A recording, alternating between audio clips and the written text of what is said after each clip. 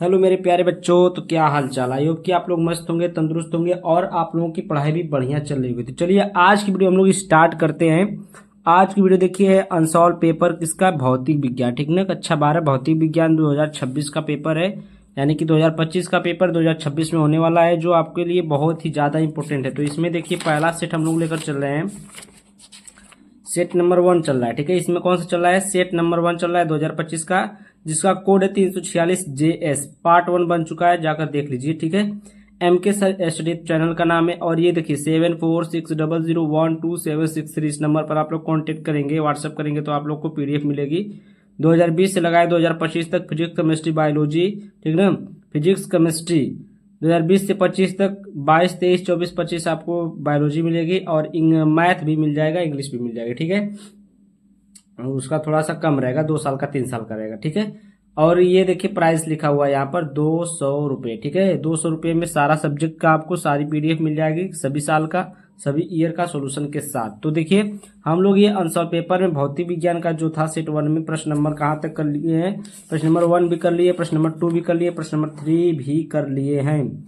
ठीक है, प्रश्न नंबर हम लोग को 3 से करना है, 2 कर लिए। ठीक है, प्रश्न नंबर 3 से करना है। ठीक है, तो यहाँ पर देखिए प्रश्नोत्तर संख्या 3 है, खंड स 3 का क देखिए, परमाणु के रदरफोर्ड मॉडल की मुख्य कमियां क्या थी। ठीक ना, क्या है जो मतलब परमाणु के जो रदरफोर्ड मॉडल था उसमें जो कमियां थी, जो सीमाएं थी, वो क्या है। अगर पूछ दिया कमियां पूछ दिया तब भी, सीमाएं पूछ दिया तब भी यही लिखेंगे। तो यहाँ पर देखिए पहला पॉइंट है, क्लार्क मैक्सवेल के विद्युत चुंबकीय सिद्धांत के आधार पर जब ऋणावेशित इलेक्ट्रॉन धनावेशित नाभिक के चारों ओर वृत्तीय गति करता है तो इलेक्ट्रॉन में से लगातार विकिरण के रूप में ऊर्जा की हानि होनी चाहिए, अतः इलेक्ट्रॉन नाभिक में गिर जाना चाहिए, परंतु ऐसा नहीं होता है, क्यों। अब देखिए यही कमी थी कि जो इलेक्ट्रॉन है, ठीक है, जो इलेक्ट्रॉन है जो उसमें चारों तरफ जो चक्कर लगा रहा है, नाभिक के चारों तरफ क्या कर रहा है, चक्कर लगा रहा है। ठीक है, एक ऐसा समय आना चाहिए कि जो इलेक्ट्रॉन की एनर्जी है, इलेक्ट्रॉन की एनर्जी लॉस हो जानी चाहिए पूरी तरह से। जैसे हम लोग खाना पीना खाते हैं तो हम लोग की एनर्जी जितने देर चलती है, फिर उसके बाद हम लोग क्या हो जाते हैं, एकदम मतलब पूरा एनर्जी लॉस हो जाती है, तो हम लोग क्या थक जाते हैं। ठीक है, उसी प्रकार से यहाँ पर कहा गया है कि इलेक्ट्रॉन जब तक चक्कर लगा रहा है, जब तक एनर्जी है तब तक चक्कर लगा रहा है, अगर उसकी एनर्जी खत्म हो जा रही है तो उसको क्या करना चाहिए, गिर जाना चाहिए। यहाँ पर क्या रहा था, इलेक्ट्रॉन नाभिक में गिर जाना चाहिए, परंतु ऐसा नहीं होता, यही कमी थी, ऐसा नहीं हुआ, ऐसा नहीं हुआ। परमाणु के रदरफोर्ड में जो उन्होंने मतलब जो उन्होंने उसमें कमी थी, यही कमी थी कि इलेक्ट्रॉन क्या होना चाहिए था, एक समय ऐसा आया होता कि इलेक्ट्रॉन उसमें नाभिक में गिर जाता, ठीक ना, लेकिन गिरा नहीं। लेकिन यही है कि क्यों नहीं गिरा। अब यहाँ पर देखिए दूसरा, यह मॉडल कक्षाओं में इलेक्ट्रॉन के वितरण अर्थात इलेक्ट्रॉनिक विन्यास को स्पष्ट नहीं कर सका। यह मॉडल जो था, जो रदरफोर्ड का मॉडल था, यह एक और नहीं कर पाया। क्या इसमें कमी थी, यह मॉडल जो था इलेक्ट्रॉन का जो वितरण होता है इलेक्ट्रॉनिक विन्यास के अनुसार, जो 1s2 2s2 2p6 ऐसे हम लोग इलेक्ट्रॉनिक विन्यास करते हैं, उसी प्रकार से यहाँ पर यह इलेक्ट्रॉन का वितरण नहीं कर पाया, बंटवारा नहीं कर पाया कि इस कोष में, इस उपकोष में इतने इलेक्ट्रॉन, इस उपकोष में इतने इलेक्ट्रॉन रहेंगे। ठीक है, तो ये भी कमी थी इसमें। तो ये परमाणु के रदरफोर्ड की मुख्य कमियां थी जो हमने आपको बता दी।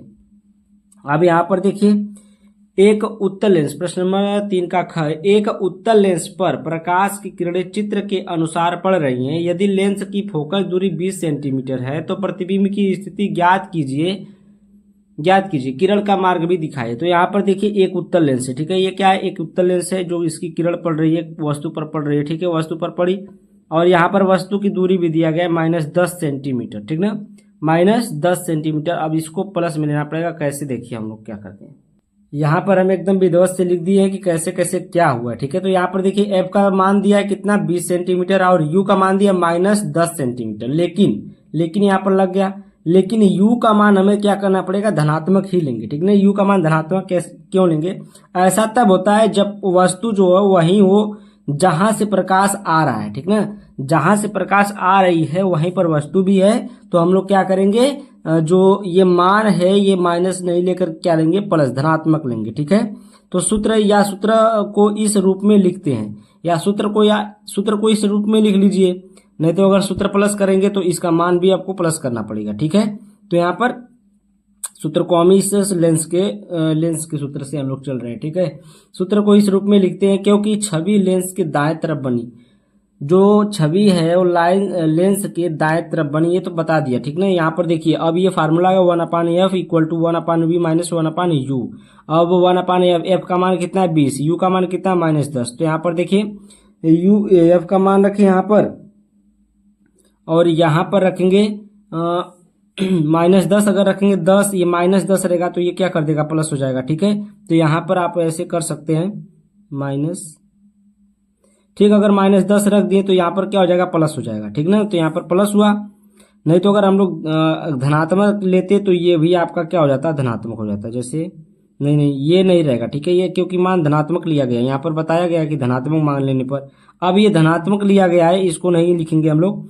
अब यहाँ पर क्या करेंगे, जो ये मान है ये इधर जाएगा तो ये प्लस में हो जाएगा। तो देखिए 1/20 प्लस 1/10, ठीक ना, तो ये मान वही है, यहाँ पर हम माइनस चेंज नहीं किए। ठीक, अब हम लोग इसका एलसीएम लेंगे तो 20 आएगा, और इसको भाग करेंगे 20 से 20 में तो कितना बार जाएगा, एक बार तो 1 लिखें, 10 से करेंगे 10 दूना के 20, तो 2 बार 2 लिखें यहाँ पर। ठीक है, तो यहाँ पर क्या हुआ, 2 1 3 हो जाएगा। ठीक है, तो 1/v इक्वल टू 3/20, 3/20। अब 20/3 क्या होगा, जब ये ऊपर जाएगा, तो ये ऊपर जाएगा, ये ऊपर जाएगा, ये नीचे आ जाएगा। ठीक है, तो v इक्वल टू हो जाएगा 20/3।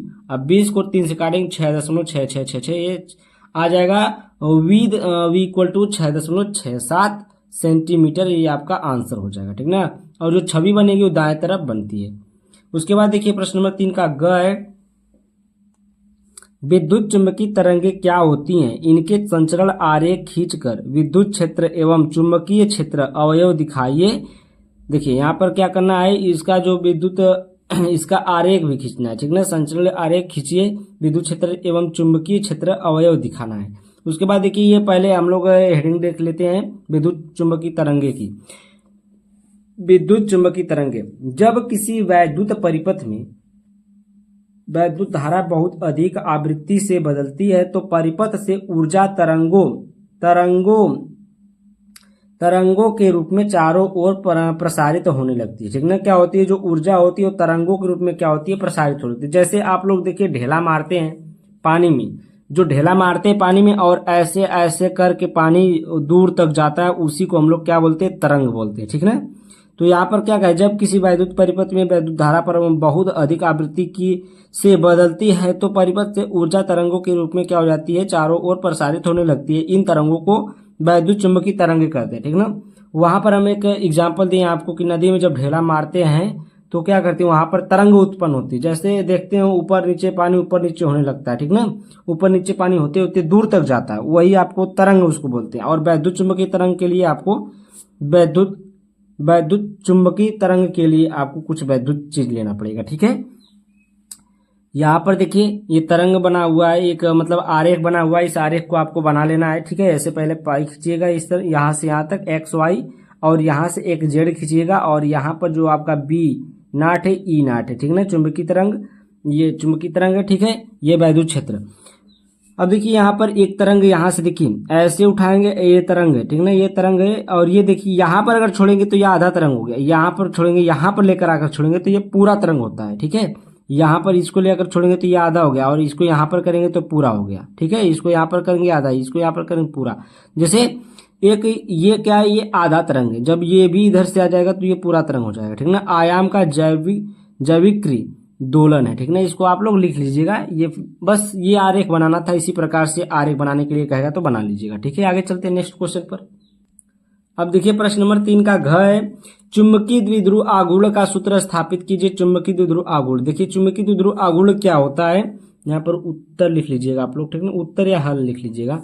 तो यहाँ पर देखिए चुंबक के ध्रुव सामर्थ्य तथा उनके बीच की दूरी के गुणनफल को चुंबकीय द्विध्रुव आघूर्ण कहते हैं। क्या कहा, चुंबक के ध्रुव सामर्थ्य, जो ध्रुव होते हैं चुंबक का जो छोर होता है N और S, ठीक ना, उसी उनके बीच की दूरी के गुणनफल, उनके बीच की जो दूरी होती है उन्हीं के गुणनफल को हम लोग क्या कहते हैं, चुंबकीय द्विध्रुव आघूर्ण कहते हैं। जैसे यहाँ पर देखिए ये वाला हो गया और ये वाला हो गया। ठीक ना, दोनों छोर के बीच की दूरी क्या है, 2L, मिनिमम मानी जाती है 2L, मिनिमम मतलब न्यूनतम दूरी कितना होता है, 2l होता है, ठीक है। और ध्रुव सामर्थ्य को हम लोग m से दर्शाते हैं, तो m गुणे 2l हो जाएगा, यही आपका बन जाएगा फार्मूला। तो ये चुंबकीय द्विध्रुव आघूर्ण को हम लोग कैपिटल M से दर्शाते हैं, और ये m आपका जो है ध्रुव सामर्थ्य है, यहाँ पर ध्रुव सामर्थ्य -m और प्लस m और -m, ठीक ना, ये ध्रुव सामर्थ्य हो गया। और न्यूनतम दूरी इसकी कितनी होती है, 2l होती है, ठीक ना। न्यूनतम दूरी मतलब कम से कम की दूरी, अगर ज्यादा से ज्यादा लेंगे तो पता नहीं कितना जाएगी, ठीक है। तो दूरी ये आपकी न्यूनतम दूरी 2l। तो यहाँ पर 2 ये क्या कहा है कि जो ध्रुव सामर्थ्य होता है और उनके बीच की जो दूरी होती है उन्हीं के क्या होता है, गुणनफल के बराबर होता है, वो चुंबकीय ध्रुव का चुंबकीय ध्रुव आघूर्ण कहलाता है, ठीक है।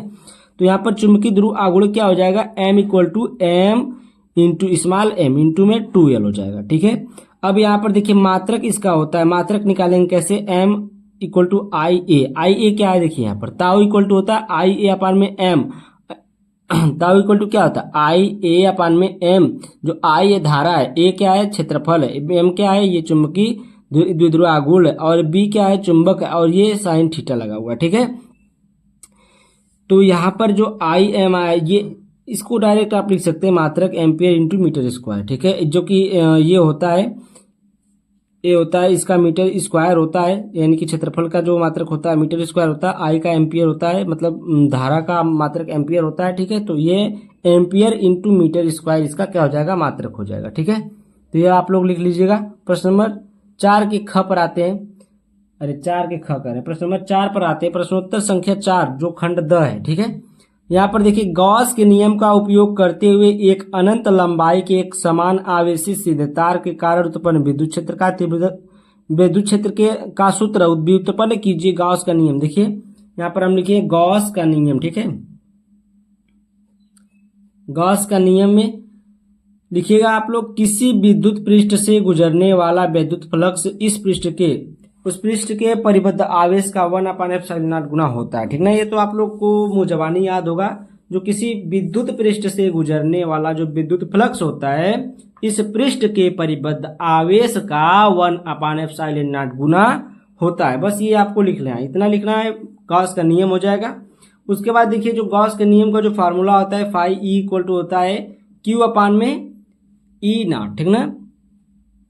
Q/में ये कह सकते हैं Q/में ε0, ठीक। तो ये क्या है, ε0 है, ठीक है ना, ε0 है, Q/में ε0। और देखिए फाई इक्वल टू होता है 1/ε0, यानी कि इंटू में Q भी है, तो Q/ε0।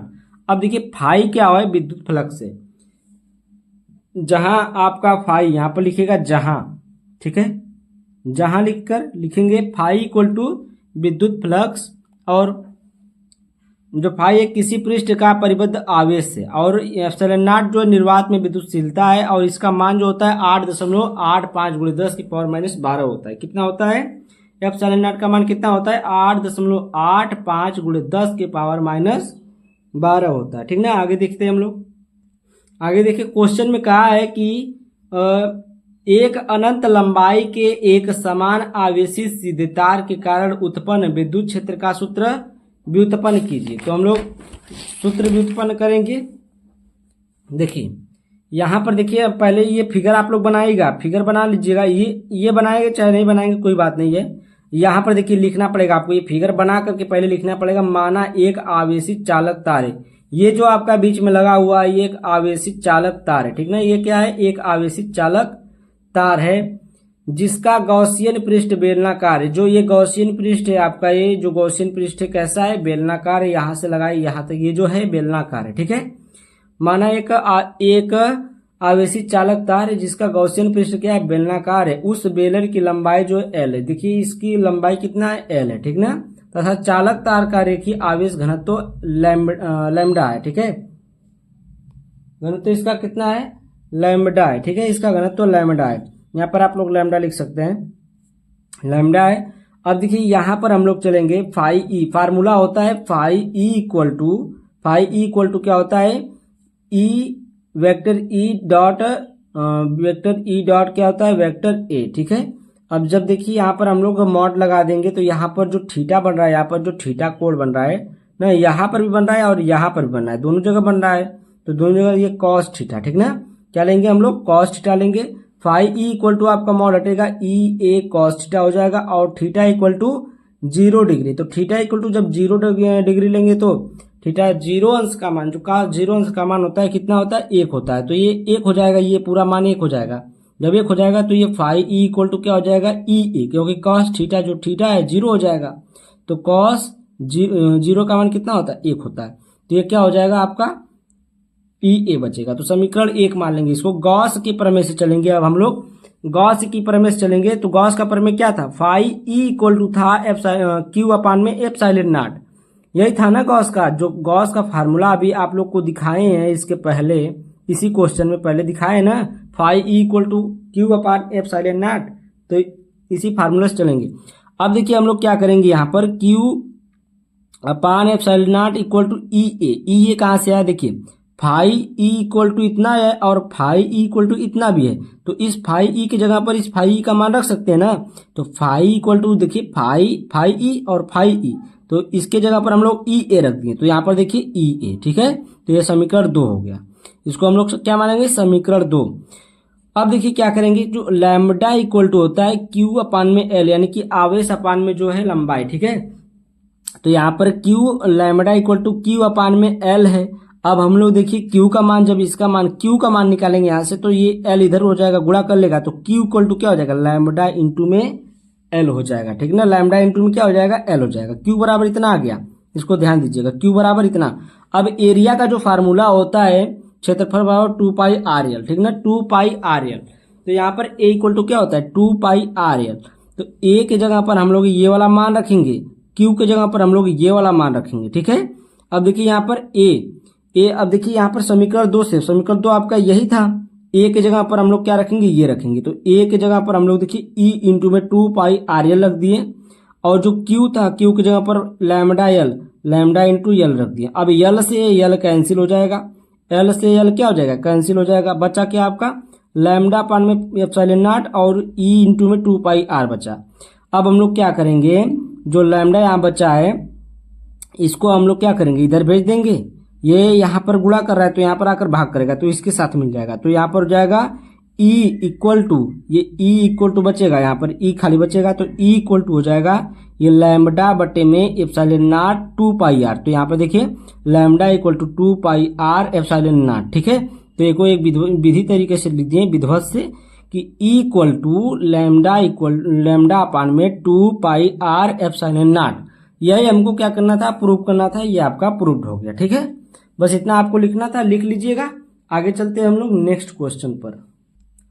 अब देखिए ये क्वेश्चन है, ये वाला क्वेश्चन हम नहीं किए हैं। देखिए परावर्तित दूरदर्शी का किरण आरेख खींचिए, इसी कार्य विधि स्पष्ट कीजिए। कार्य विधि में क्या लिखना होता है, जैसे जैसे बना होता है परावर्तित दूरदर्शी आरेख उसी प्रकार से आपको लिख देना होता है। देखिए यहाँ पर ये क्वेश्चन पूछा है, ये देखिए सेट 3 है 2024 का, इसके पहले कौन होगा सेट 2 होगा। तो सेट 2 में पूछा है, देखिए किरण आरेख की सहायता से परावर्तित दूरदर्शी के प्रतिबिंब बनने की व्याख्या कीजिए, ठीक ना। तो यहाँ पर विशेषताएं पूछा है, तो विशेषताएं उसमें देखिए हम लोग आपको दिखा देंगे, ऊपर आपको स्क्रीन पर दिख जाएगा वो क्वेश्चन का, मतलब हम स्क्रीनशॉट लगा देंगे वहां पर। तो स्क्रीनशॉट लगाने के बाद आपको पता चल जाएगा, आप लोग लीजिएगा, वहां पर फिगर बना होगा तो फिगर आप लोग बना लीजिएगा, ठीक है। फिगर तो मतलब फिगर बना होगा, फिगर बना लीजिएगा, और कार्य विधि जो होगी वो जैसे जैसे बना है फिगर उसी प्रकार से आप लोग फिगर कार्य विधि लिख लीजिएगा। नहीं तो देखिए ये अगर आपको नहीं लिखना है, अगर नहीं मतलब समझ में आएगा, तो आप लोग एक बार कमेंट कर दीजिएगा कि सर ये वाला क्वेश्चन हमको करा दीजिए, ठीक ना। प्रश्न नंबर 4 का ख सेट नंबर 1 का जो आप छोड़े हैं वो करा दीजिए, तो हम क्या करेंगे उसको करा देंगे, ठीक है। आगे चलते हैं हम लोग नेक्स्ट क्वेश्चन पर। और ये क्वेश्चन देखिए प्रश्न नंबर 4 का ग, अनुचुंबकी प्रतिचुंबकी तथा लव चुंबकी पदार्थों में विभेद कीजिए तथा प्रत्येक का एक एक उदाहरण दीजिए। ये क्वेश्चन देखिए 2024 में भी पूछा है, 23 में भी पूछा है, ठीक ना। हर बार ये क्वेश्चन पूछा है, तो इस बार भी आने का संभावना किसी ना किसी सेट में पूछ लेता है। अब देखिए हम लोग चलते हैं अनुचुंबकी प्रतिचुंबकी लव चुंबकी। यहाँ पर परिभाषा पहले लिखेंगे। परिभाषा देखिए, वे पदार्थ जिन्हें बाह्य चुंबकीय क्षेत्र में रखने पर चुंबकीय क्षेत्र की दिशा में थोड़े से चुंबकित तो हो जाते हैं, ठीक ना। क्या होते हैं, अब देखिए वे पदार्थ जिन्हें बाह्य चुंबकीय क्षेत्र में रखने पर जो चुंबक होते हैं, चुंबकीय क्षेत्र की दिशा में थोड़े से क्या हो जाते हैं, चुंबकित हो जाते हैं, यानी कि थोड़े से चुंबकित हो जाते हैं, घुसुक जाते हैं चुंबक की तरह, उसी को हम लोग बोलेंगे चुंबकित हो जाते हैं, ठीक ना। उसको हम लोग क्या बोलते हैं, अणुचुंबकी बोलते हैं। प्रतिचुंबकी देखिए, वे पदार्थ जिन्हें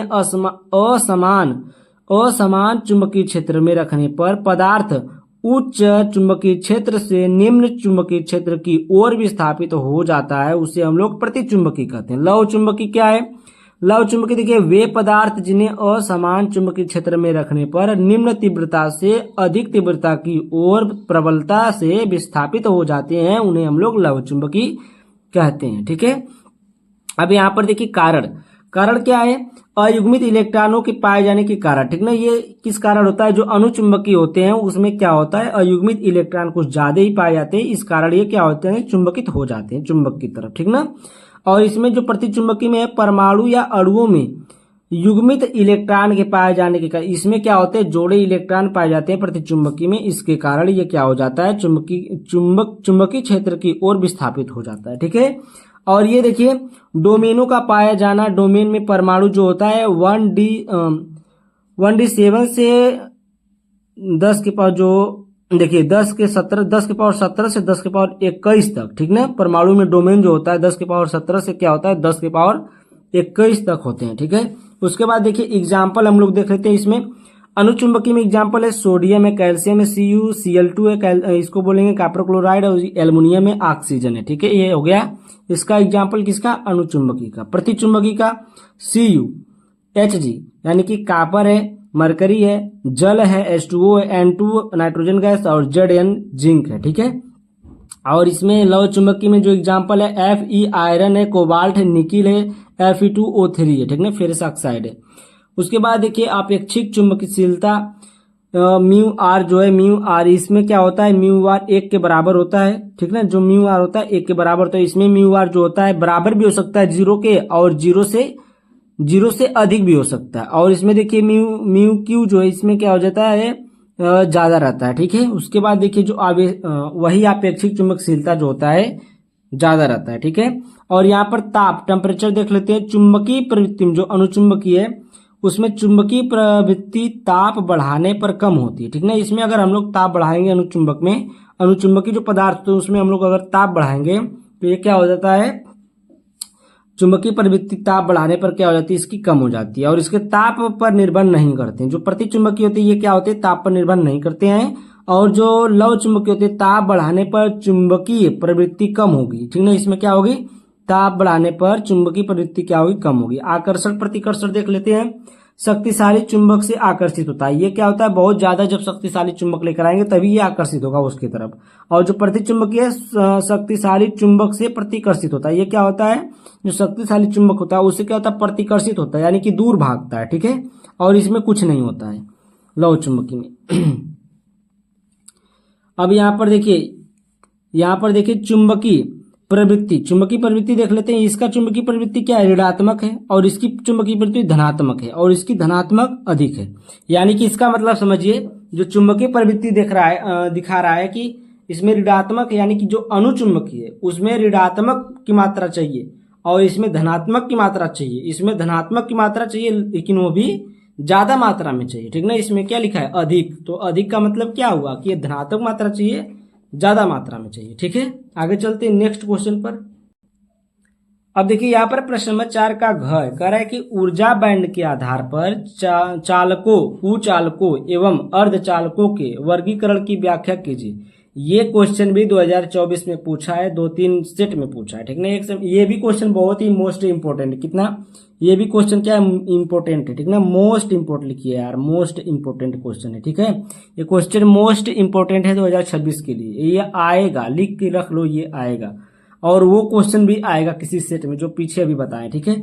यहाँ पर देखिए ऊर्जा बैंड के आधार पर चालकों, कुचालकों एवं अर्धचालकों के वर्गीकरण की व्याख्या कीजिए। ऊर्जा बैंड के आधार पर देखिए वर्गीकरण, ऊर्जा बैंड के आधार पर वर्गीकरण देखिए। चालक वे पदार्थ होते हैं जिनमें चालक इलेक्ट्रॉनों की पर्याप्त संख्या पाई जाती है, ठीक है, तथा उनमें धारा प्रवाहित सरलता से हो जाती है। जिनमें धारा प्रवाहित सरलता से हो जाती है और इलेक्ट्रॉनों की जो पर्याप्त संख्या पाई जाती है तो उसको हम लोग क्या बोलते हैं, चालक बोलते हैं, ठीक ना। धारा का मतलब समझ रहे हैं ना, बिजली का उत्पादन कर, बिजली का जो प्रवाहित है वो आसानी से हो जाए, सरलता से हो जाए, उसको हम लोग बोलेंगे धारा प्रवाहित। ठीक है, सरलता से हो जाती है उसको हम लोग चालक बोलते हैं। उदाहरण के लिए जैसे एजी है यानी कि सिल्वर, और सीयू कापर, एयर एल्युमिनियम आदि चालक वे पदार्थ, यहाँ पर फिर से चालक वे पदार्थ होते हैं जिनमें चालन बैंड और देखिए इलेक्ट्रॉनों, चालन बैंड को हम लोग सीबी लिखे हैं, ठीक ना, कंडक्टर बैंड, ठीक ना, चालन बैंड इलेक्ट्रॉनों से अधिक रूप से भरे होते हैं तथा इनके संयोजी बैंड यानी कि वैलेंसी बैंड, ठीक ना, संयोजी बैंड एक चालन बैंड या तो परस्पर ओवरलैप्ड होते हैं। ओवरलैप्ड का मतलब युग्म बनाए रहते हैं, ठीक ना, ओवरलैप्ड का मतलब क्या है, युग्म बनाए रहते हैं। या तो परस्पर ओवरलैप्ड होते हैं या उनके बीच वर्जित ऊर्जा अंतराल लगभग नगण्य होता है। वर्जित ऊर्जा अंतराल का मतलब यानी कि उसमें ऊर्जा का जो है वर्जित है, मतलब ऊर्जा उसमें नहीं जाएगी, ठीक ना। अंतराल क्या होता है, लगभग नगण्य होता है, ऊर्जा की जो मात्रा होती है नगण्य होती है, ठीक है, उनका वर्जित उसमें एनर्जी नहीं जाएगी। दूसरा है कुचालक। कुचालक क्या होता है, कुचालक वे पदार्थ होते हैं जिनमें चालक इलेक्ट्रॉन लगभग नगण्य होते हैं। चालक इलेक्ट्रॉन मतलब जो इलेक्ट्रॉन होंगे एकदम नगण्य होंगे, नामात्र के, ना के बराबर होंगे, ठीक है, अतः इनमें धारा प्रवाह नहीं होता है, ठीक है। कुचालक कहिए चाहे अचालक आ जाए, आपके क्वेश्चन में कुचालक भी आ सकता है और अचालक होता है, ठीक ना, अचालक, तो दोनों एक ही है, ठीक है, कुचालक चाहे अचालक। तो कुचालक वे पदार्थ होते हैं जिनमें चालक इलेक्ट्रॉन लगभग नगण्य होते हैं, अतः इनमें धारा प्रवाह नहीं होता है। उदाहरण लकड़ी, कांच, हीरा, एबोनाइट।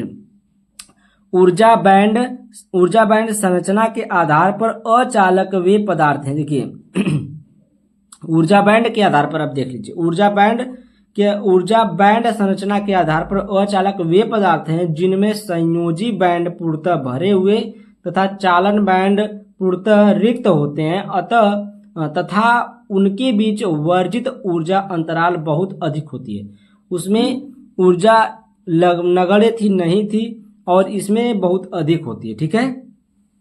अर्धचालक देख लीजिए, अर्धचालक क्या है, अर्धचालक वे पदार्थ होते हैं जिनके संयोजी बैंड पूर्ण रूप से भरे हुए होते हैं तथा चालन बैंड जो पूर्णतः रिक्त होते हैं, परंतु चालन बैंड एवं संयोजी बैंड के बीच वर्जित ऊर्जा अंतराल बहुत कम होता है, ठीक ना, जो वर्जित ऊर्जा अंतराल होता है ये बहुत कम होता है इसमें, ठीक है, तो इसको हम लोग अर्धचालक बोलते हैं ऊर्जा बैंड के हिसाब से। यहाँ पर देखिए उदाहरण इसका भी देख लीजिए, सिलिकॉन है, जर्मेनियम है, गैलियम आर्सेनाइड है, ठीक ना, तो ये सब क्या है, इसका एग्जाम्पल है किसका, अर्धचालक का। तो आप लोग चालक देख लिए, कुचालक देख लिए, अर्धचालक देख लिए ऊर्जा बैंड के हिसाब से, ठीक है।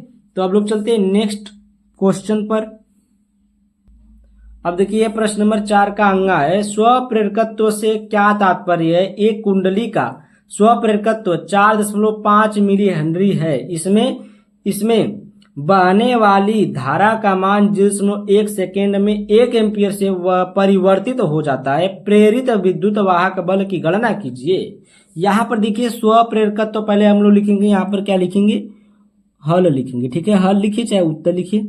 तो यहाँ पर उत्तर लिखिए स्वप्रेरकत्व से क्या तात्पर्य। तो यहाँ पर देखिए किसी कुंडली में फ्लक्स बंधता कुंडली में प्रवाहित धारा के अनुक्रमानुपाती होती है। क्या कह रहा है कि किसी कुंडली में जो फ्लक्स बंधता होती है वो कुंडली में जो प्रवाहित धारा के अनुक्रमानुपाती होती है। यदि कुंडली में n फेरे हो तथा प्रवाहित धारा I हो तो यहाँ पर क्या हो जाएगा n और यहाँ पर फाई बी, और ये अनुक्रमानुपाती किसके होता है, I, यानी कि धारा के अनुक्रमानुपाती होती है, ठीक है। तो n फेरे जब माना जाता है तब n फाई बी और समान अनुक्रमानुपाती I, यानी कि ये जो है आपका, चूंकि फ्लक्स बंधता जो है n फाई बी से हम लोग दर्शाते हैं, ठीक ना, चूंकि जो फ्लक्स बंधता होता है n फाई बी से दर्शाया जाता है।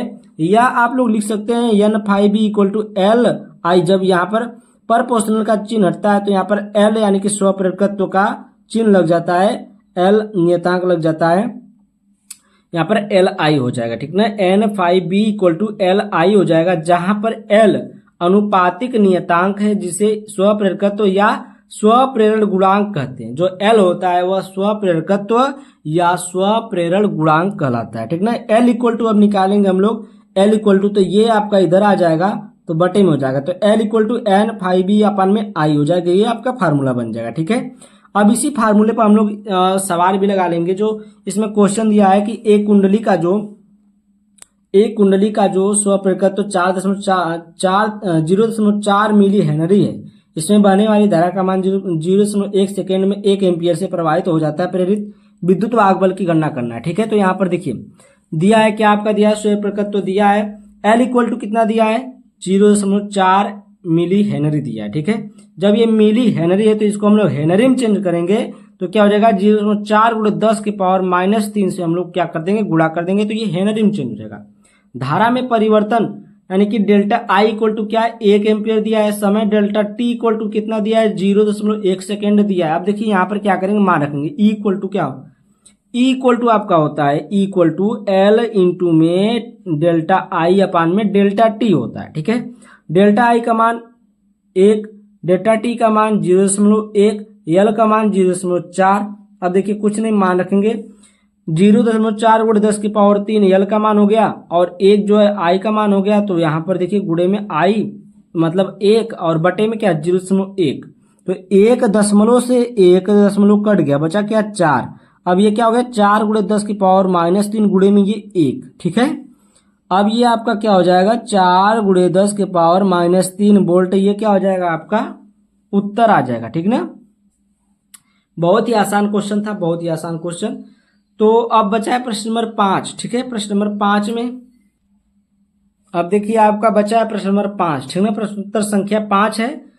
ये 5 का क्या, देखिए ट्रांसफार्मर का सिद्धांत क्या है, ऊंचाई ट्रांसफार्मर। ठीक ना, यहाँ पर क्या लिखा है, ऊंचाई ट्रांसफार्मर का परिपथ चित्र बनाकर उसकी कार्य विधि समझाइए। ठीक है, तो यहाँ पर देखिए ट्रांसफार्मर का सिद्धांत, जो आपका ट्रांसफार्मर होता है ये अन्योन्य प्रेरण के सिद्धांत पर कार्य करता है, तो सभी लोग जानते होंगे। और ये बात आप लोग याद भी रखिएगा, अगर एग्जामिनर मतलब जब वाइवा होता है तो एग्जामिनर ये बात पूछता है, कोई ट्रांसफार्मर बनाकर लेके जाता है तो पूछते हैं उसके बारे में। ठीक ना, कि जो ट्रांसफार्मर होता है वो किस पर कार्य करता है, तो अन्योन्य प्रेरण के सिद्धांत पर कार्य करता है। ठीक है, और ऊंचाई नीचाई जो ट्रांसफार्मर होता है उसके बारे में आप लोग भी पढ़ लीजिएगा। देखिए ट्रांसफार्मर का सिद्धांत देखिए, ट्रांसफार्मर अन्योन्य प्रेरण के सिद्धांत पर कार्य करता है। निकट स्थित दो कुंडलियों में से एक कुंडली में प्रवाहित धारा के मान में परिवर्तन के कारण दूसरी कुंडली में बद्ध चुंबकीय फ्लक्स में परिवर्तन के कारण इस कुंडली में एक विद्युत वाहक बल उत्पन्न होने की घटना को अन्योन्य प्रेरण कहते हैं। ठीक ना, इसी को हम लोग क्या बोलते हैं, अन्योन्य प्रेरण कहते हैं। ठीक है, इसको देखिए एक बार आओ, ट्रांसफार्मर अन्योन्य प्रेरण के सिद्धांत पर कार्य करता है। निकट स्थित दो कुंडलियों में से एक कुंडली में प्रवाहित धारा के मान में परिवर्तन के कारण दूसरी कुंडली में बद्ध चुंबकीय फ्लक्स में परिवर्तन के कारण इस कुंडली में एक विद्युत वाहक बल उत्पन्न होने की घटना को हम लोग क्या कहते हैं, अन्योन्य प्रेरण कहते हैं। ऊंचाई ट्रांसफार्मर किसे कहते हैं, देखिए ऊंचाई ट्रांसफार्मर के प्राथमिक कुंडली में फेरों की संख्या कम होती है तथा द्वितीय कुंडली में फेरों की संख्या अधिक होती है। देखिए जैसे ये निवेश है, ये निर्गत है। ठीक है, तो निवेश में जो ये प्राथमिक कुंडली है इसमें जो ये फेरों की संख्या है, ये जो यहाँ पर बनाई गई फेरों की संख्या, इसकी जो प्राथमिक कुंडली में फेरों की संख्या क्या होती है, कम होती है। और जो द्वितीय कुंडली होती है इसमें जो फेरों की संख्या होती है, देखिए कितनी अधिक फेरों की संख्या मैं बनाया हूं। ठीक है, तो ये आपका ऊंचाई ट्रांसफार्मर हो गया, जिसमें क्या होता है कि प्राथमिक कुंडली में जो होता है फेरों की संख्या कम होती है और द्वितीय कुंडली में फेरों की संख्या ज्यादा होती है, उसको हम लोग क्या बोलते हैं, ऊंचाई ट्रांसफार्मर बोलते हैं। ठीक है, उसके बाद कार्य विधि पूछा है, तो कार्य विधि देख लेते हैं। कार्य विधि, जब प्राथमिक कुंडली में धारा परिवर्तन किया जाता है तो द्वितीय कुंडली में चुंबकीय फ्लक्स में परिवर्तन होने लगता है। ठीक है, क्या कहा है, जब प्राथमिक कुंडली में धारा परिवर्तन किया जाता है, यानी कि जब प्राथमिक कुंडली में हम लोग धारा कम बेसी करेंगे तब, ठीक है, तो द्वितीय कुंडली में चुंबकीय फ्लक्स में परिवर्तन होने लगता है। इसमें क्या होता है, द्वितीय कुंडली में चुंबकीय जो होता है, चुंबकीय फ्लक्स जो होता है फाइव, उसमें क्या होता है, परिवर्तन होने लगता है। ठीक है, जिससे कुंडली में प्रेरित वैद्युत वाहक बल, जिसमें जो कुंडली में जो प्रेरित होता है, जो कौन सा वैद्युत वाहक बल जो उत्पन्न हो जाता है। ठीक है, जो जिससे कुंडली में प्रेरित वैद्युत वाहक बल उत्पन्न हो जाता है, जिसके फलस्वरूप उस कुंडली में एक प्रेरित धारा बहने लगती है। इसके फलस्वरूप क्या होता है, कुंडली में क्या होता है, एक प्रेरित धारा बहने लगती है। इस घटना को हम लोग अन्योन्य प्रेरण कहते हैं। इसी घटना को हम लोग क्या कहते हैं, अन्योन्य प्रेरण कहते हैं। ठीक है, तो यही कार्य विधि में लिखना था जो ऊपर अभी लिखे थे आपको, अन्योन्य प्रेरण कहते हैं, वही चीज यहाँ पर भी लिखना, थोड़ा सा इसमें अलग तरीके से लिखे हैं। ठीक है, तो आपको ये वाला जो क्वेश्चन है बढ़िया समझ में आ गया होगा और बढ़िया से इसको देख लीजिएगा एक बार। ठीक है, तो वीडियो काफी लंबी हो गई और इसमें काफी सवाल हो गया। ठीक है ना, काफी क्वेश्चन हम करा दिए। प्रश्न नंबर 3 का पूरा कराए, प्रश्न नंबर 4 का पूरा कराए, 5 का एक ठिक करा दिए। ठीक है, अब इसके बाद जो प्रश्न नंबर 5 का जो ख है हम लोग नेक्स्ट वीडियो में लेकर आएंगे। ठीक है, अभी के लिए विदा लेते हैं और मिलते हैं नेक्स्ट वीडियो में। अगर आपको वीडियो अच्छी लगती है तो वीडियो को लाइक और चैनल को सब्सक्राइब करके बेल आइकन घंटी दबा लीजिए ताकि ऐसी वीडियो आपको मिलती रहे। Thank you, bye bye for watching my video.